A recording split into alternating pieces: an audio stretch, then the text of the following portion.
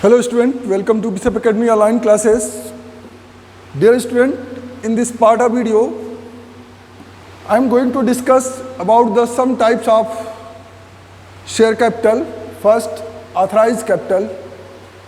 You know, authorized capital is the amount stated in the memorandum of association. जब company का formation होता है तो कंपनी के फॉर्मेशन के समय में जो प्रमोटर्स, जो डायरेक्टर्स वेरीफाई करके जो मेमोरेंडम ऑफ एसोसिएशन जो रजिस्ट्रार के पास देते हैं उसमें टोटल कैपिटल जो कंपनी का रहता है उस टोटल कैपिटल को शो किया जाता है। ऑथराइज कैपिटल मतलब उससे ज़्यादा कैपिटल नहीं सोती, उससे ज़्यादा कैपिटल बढ़ाने के लिए उसको फिर से रजिस्ट्रार से परमिशन लेने की ज़रूरत पड़ेगी। यानी कि मेमोरेंडम ऑफ एसोसिएशन में इस चीज़ का जिक्र किया गया रहता है रजिस्ट्रेशन के समय में।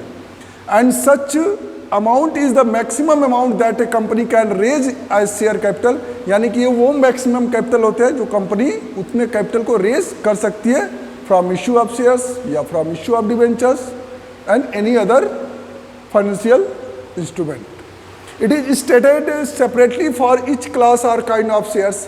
ये जो ऑथराइज कैपिटल होता है वो अलग अलग टाइप्स के शेयर्स में डिवाइड होते हैं, like equity shares and preference shares also. As per section 28 of the Company Act 2013, such capital as authorized by memorandum of a company to the maximum amount of share capital of the company is called an authorized capital or nominal capital।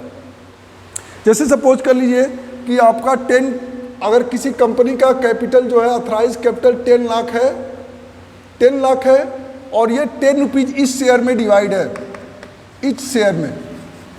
तो अब 10 rupees इस share में अब ये देखना है कि ये 10 लाख में से कितना इक्विटी शेयर है और कितना प्रेफरेंस शेयर है, कितना डिवेंचर्स में डेप्ट में इश्यू किया जाएगा, इसमें डिवाइड होते हैं। नेक्स्ट आपका issued capital. Issued capital is a part of authorised capital which are subscribe which are invited for public subscription. मतलब ये वो ऑथराइज कैपिटल का पार्ट होता है। जैसे मैंने कहा कि यहाँ पे ऑथराइज कैपिटल आपका अगर 10 लाख है तो इस 10 लाख में से अगर 2 लाख का शेयर्स, वो 2 लाख वैल्यू का शेयर्स वो इश्यू करता है तो वो 2 लाख आपका इशूड कैपिटल होगा। यानी कि it is a part of nominal value और authorise share capital which is issued from time to time for subscription. जो टाइम टू टाइम उसको सब्सक्रिप्शन के लिए इश्यू किया जाता है। ठीक है, जैसे मान लीजिए 10 लाख है तो एक बार 2 लाख के लिए सब्सक्रिप्शन किया गया, एक बार 3 लाख के लिए सब्सक्रिप्शन किया गया, एक बार 1 लाख के लिए सब्सक्रिप्शन किया गया। तो ऐसे कई पार्ट में वो शेयर इश्यू करते हैं। जब जब उनको कैपिटल की रिक्वायरमेंट होती है तब तक वो जितने कैपिटल की रिक्वायरमेंट होती है उतने अमाउंट में वो क्या करते हैं, शेयर इश्यू करते हैं। Therefore amount of issued capital can not exceed company's authorise capital. Total जितने भी इशूड कैपिटल होंगे कभी भी वो ऑथराइज कैपिटल से अधिक नहीं हो सकते। Means to say issued capital can not more than the authorise capital. यानी कि अगर 10 लाख ऑथराइज कैपिटल है तो 10 लाख से अधिक कभी भी मतलब 11 लाख इशूड कैपिटल नहीं हो सकता है। 10 लाख है तो मैक्सिमम 10 लाख ही शेयर आप 10 लाख रुपीज का ही शेयर आप इशू कर सकते हैं, उससे अधिक नहीं कर सकते हैं। तो ये आपका issued capital, it is a part of authorise और नॉमिनल कैपिटल। सब्सक्राइब कैपिटल की बात करेंगे। Subscribe capital it is the part of capital. अब देखिए जो सब्सक्राइब कैपिटल होता है ये इशूड कैपिटल का पार्ट होता है जो कि फुल्ली, अब ये सब्सक्राइब कैपिटल होता है, इसको 2 टाइप से इसको करते हैं, एक subscribe and fully paid up और subscribe but not fully paid up. यानी कि subscribe capital is a part of capital which is for the time being subscribed by the members of company as defined by section 286 of the Company Act 2013. Such part of the capital which is for time being subscribed by the members of a company, this can further be divided into subscribed and fully paid up. It is a situation where the company has called up the total nominal value of the shares and has received the same. यानी कि वो जितने का share, जितने value का share अगर वो issue करती है और पूरा का पूरा उस शेयर का अमाउंट अगर उसको रिसीव होता है नॉमिनल वैल्यू, तो उसके कहते हैं आप subscribed and fully paid up. बात समझ रहे हैं? जितना वो शेयर इश्यू करता है, जितने रुपीज़ का शेयर इश्यू करता है, उतने मेंबर से उतने शेयर्स की वैल्यू रिसीव हो जाती है, उतना अमाउंट रिसीव हो जाता है, तो कहते हैं आप फुल्ली सब्सक्राइब हो गया, फुल्ली पेड अप। और जब वो पार्टली मतलब जितना कॉल्ड अप किया गया था, अगर 10 रुपीज़ का शेयर है तो पूरा 10 रुपीज़ अगर कॉल्ड अप किया गया है तो 10 रुपीज़ अगर पूरा रिसीव हो गया तो subscribe and fully paid up होगा। लेकिन अगर वही 10 रुपीज़ में सिर्फ 5 रुपीज़ आपका रिसीव हुआ, 5 रुपीज़ नहीं रिसीव हुआ, तो उसको कहते हैं subscribe but not fully paid up. यानी कि यहाँ पे 10 रुपीज़ का अगर शेयर है, 10 रुपीज़ के शेयर में अगर पूरा का पूरा 10 रुपीज़ कॉल्ड अप किया गया है, कॉल किया गया है, तो पूरा का पूरा अगर ये क्या हो जाए, रिसीव हो जाए नॉमिनल वैल्यू, तो आप कहते हैं कि ये subscribe and fully paid up है। लेकिन वहीं पे अगर 10 रुपीज़ में सिर्फ 5 रुपीज़ आउट ऑफ 10 रुपीज़ ही सिर्फ आपको रिसीव हो, इसको कहते हैं आप subscribe but not fully paid up. मतलब it is a situation where the company has called up the total nominal value of the shares but has not receive it और has not called up the total nominal value of share. Next आपका understanding the total terms called up and paid up. अब called up capital क्या होता है, paid up capital क्या होता है। देखिए जो ये टॉपिक मैं डिस्कस कर रहा हूँ, इस टॉपिक पर 100% श्योर है कि आपके टर्म फर्स्ट में ऑब्जेक्टिव क्वेश्चन जरूर आएगा, कोई इसमें इफ बट नहीं है।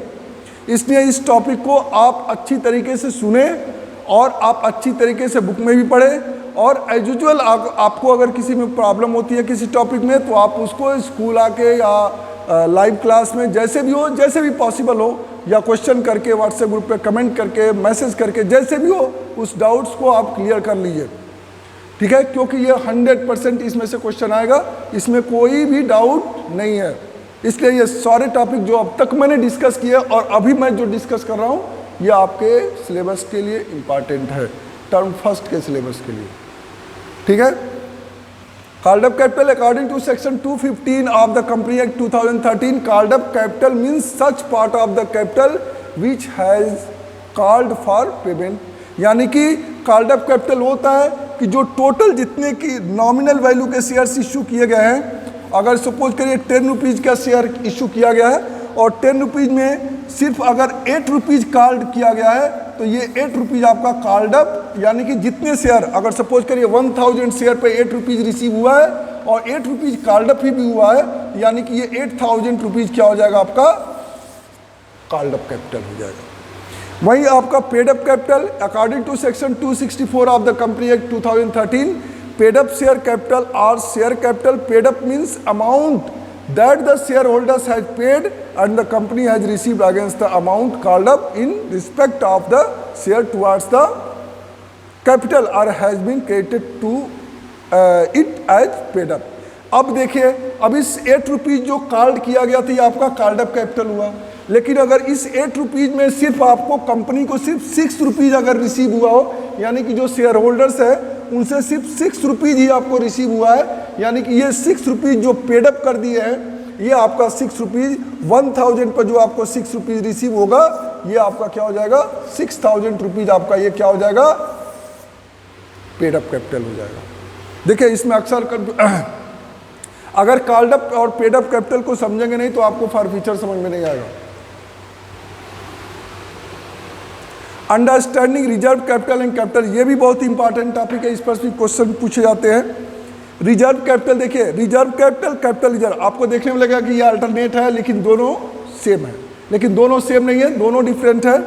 रिजर्व कैपिटल क्या होता है, it is a part of subscribe capital remaining uncalled that a company resolve by a special resolution not to call except in the event of winding up of the company, such number of shares are shown as subscribed but not fully paid up। यानी कि जो reserve capital है, ये subscribe capital का वो part है जो uncalled है। यानी कि अगर हम यहाँ पे कह रहे हैं कि 10 रुपीज़ में सिर्फ 8 रुपीज़ कॉल्ड अप किया गया है और 2 रुपीज़ कॉल्ड अप नहीं किया गया है, ये 2 रुपीज़ आपका सब्सक्राइब, ये आपका रिजर्व कैपिटल का पार्ट हो जाएगा और वाइंडिंग अप में इसको फिर से कॉल नहीं किया जाता है, ये आपका रिजर्व कैपिटल का पार्ट हो गया। ऐसे जितने भी शेयर्स होंगे वो आपके रिजर्व कैपिटल में ट्रांसफर कर दिए जाएंगे, subscribe but not fully paid के सेंस में। क्योंकि आपने 10 रुपीज़ में 8 कॉल्ड अप किया, अगर 8 रिसीव हो गया, लेकिन 2 रुपीज़ आपने ना कॉल किया ना रिसीव किया, तो उसमें एक स्पेशल रिजोल्यूशन पास करके जो बोर्ड ऑफ डायरेक्टर्स होते हैं उसको रिजर्व कैपिटल में subscribe but not fully paid के सेंस में उसको ट्रांसफर कर देते हैं। नेक्स्ट आपका कैपिटल रिजर्व है। It is A type of reserve which is created out of capital profit and is not free for distribution of dividend.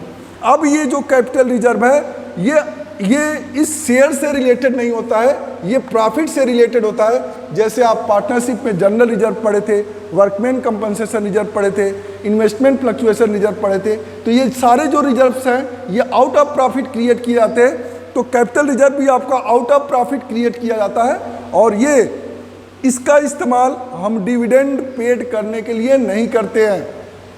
ये जो कैपिटल रिजर्व है ये आप इससे डिविडेंड पेड नहीं करते हैं। बात समझ में आई? यानी कि अगर कंपनी 1 लाख प्रॉफिट अर्न कर रही है तो 1 लाख प्रॉफिट अर्न कर रही है, अगर इसमें से 10% आपने कैपिटल रिजर्व में ट्रांसफर कर दिया तो इस 10% को आपने कैपिटल रिजर्व में ट्रांसफर कर दिया, तो जब भी आप डिविडेंड का डिस्ट्रीब्यूशन शेयर होल्डर्स को करते हैं उस समय आप इसका यूज नहीं करेंगे। Clear? Thank you, have a nice day. If you have any confusion then you may ask questions or Google Classroom or WhatsApp group.